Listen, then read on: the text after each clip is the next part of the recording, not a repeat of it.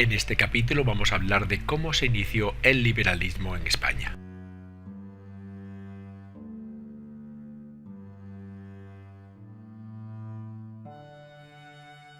Y empezaremos dando unos datos básicos sobre cómo se expandió el liberalismo en nuestro país. Al igual que en otros países europeos, en la primera mitad del siglo XIX las ideas liberales se expandieron por España, y esto supuso el final del antiguo régimen y la construcción de un nuevo Estado liberal.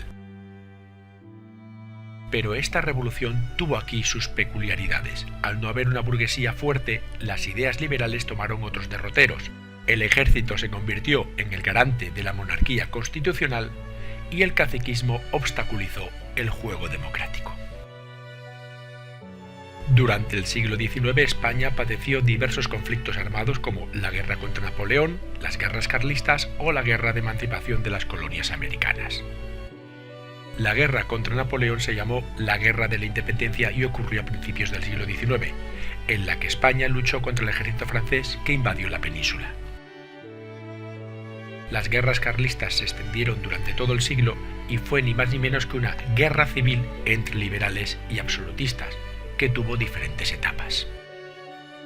Y por último, las guerras de emancipación de las colonias americanas duraron poco más de 16 años y la consecuencia principal fue la independencia de los estados americanos.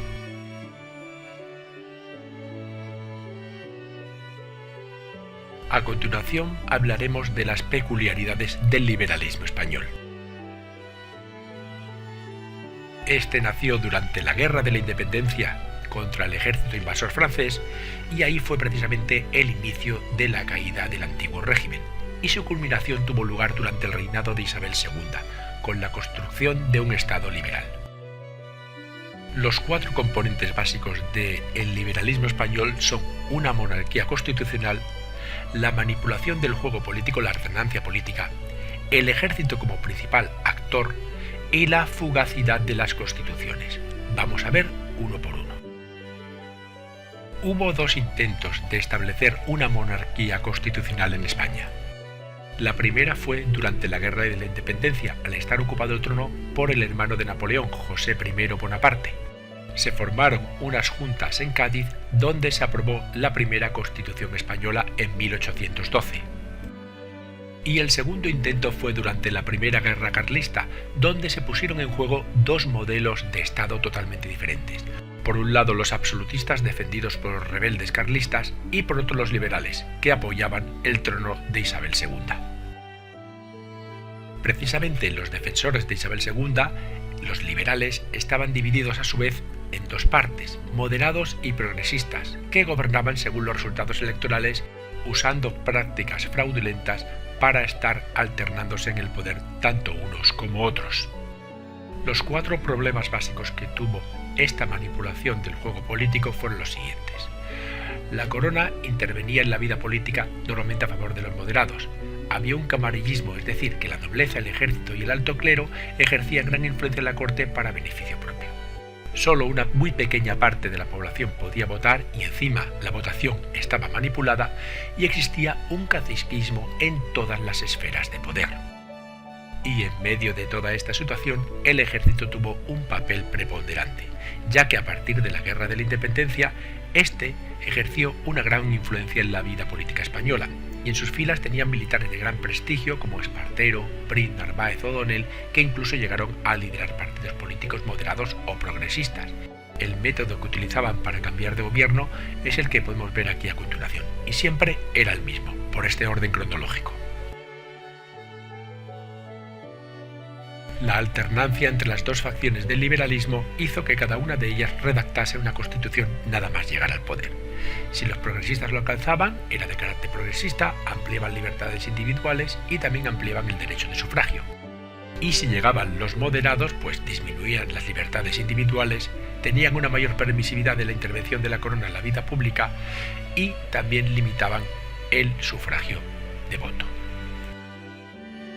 Esta alternancia de poder entre moderados y liberales hizo que se redactasen en poco más de 60 años un total de 7 constituciones, cada una de ellas afín al gobierno que le tocaba gobernar.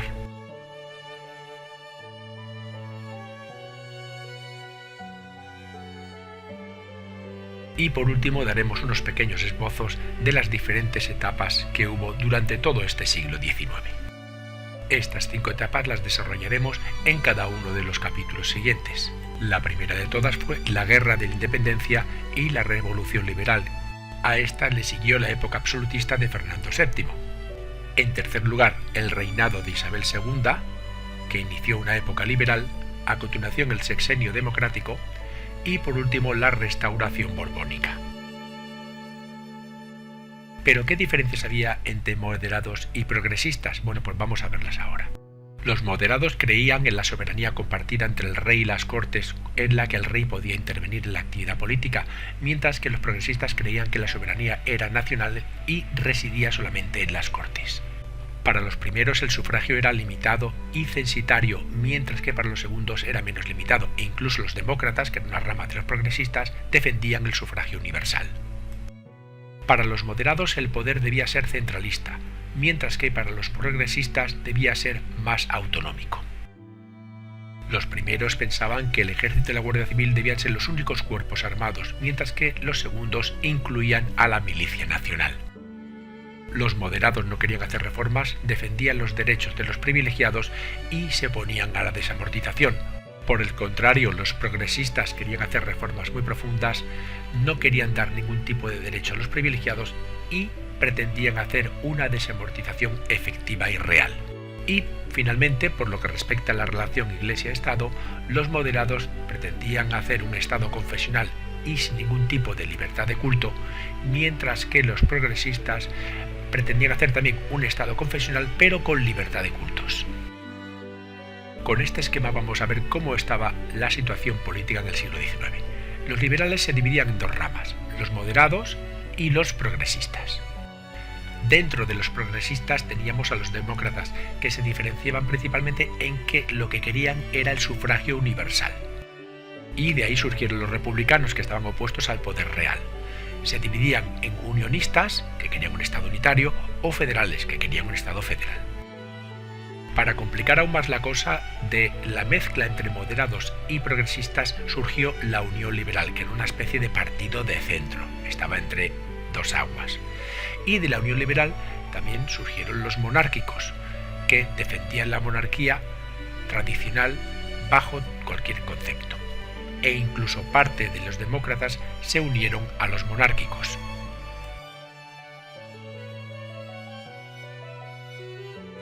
Y esto ha sido todo, muchas gracias por escucharme y espero que te haya servido de ayuda. Para más información entra en yucam.es.